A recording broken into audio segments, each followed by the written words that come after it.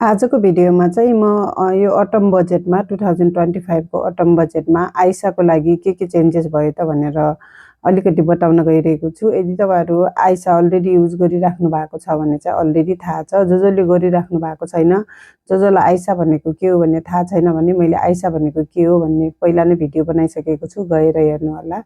अहिलेलाई चाहिँ यो अनाउन्स मात्र गरेको हो। यो रुल चाहिँ 6 अप्रिल 2027 बाट लागू हुन्छ। सो 6 अप्रिल 2027 बाट स्टिल 20,000 अलाउन्स हुन्छ। हामीलाई अहिले 20,000 अलाउन्स छ भनेपछि 20,000 नै अलाउन्स रहन्छ। तर त्यो 20,000 मध्ये अहिले हामीले स्टक एन्ड शेयर आइसामा इन्भेस्ट गरे पनि हुन्छ, तर क्याश आइसामा राखे पनि हुन्छ।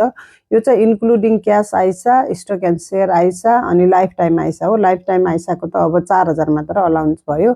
त्यसपछि बाँकी रहेको रकम हामीले अहिलेलाई चाहिँ अहिलेको रुल अनुसार चाहिँ जुनमा राखे पनि हुन्छ। तर 2027 देखि नयाँ रुल अनुसार 12,000 मात्र क्याश आइसामा राख्न पाउने भयो। सो तपाईहरुले क्याश आइसा भन्ने थाहा छैन भने मैले भिडियो पहिला नै बनाइसकेको छु। यो क्याश आइसामा चाहिँ हामीले इन्भेस्ट गर्ने होइन, सेभिङ अकाउन्ट जस्तो हामीलाई इन्ट्रेस्ट मात्र आउने गर्छ। एउटा यो रुलमा एकदमै इम्पोर्टेन्ट अनाउन्समेन्ट उनीहरुले के गरेको छ भने चाहिँ यो रुल चाहिँ 65 मुनिको मान्छेलाई मात्र लागू हुन्छ।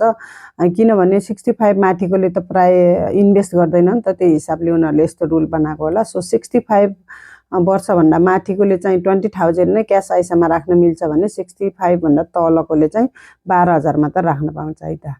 अनि यस्तै भिडियोहरुको लागि मेरो च्यानललाई सब्स्क्राइब गर्न नभुल्नु होला। Thank you so much for watching.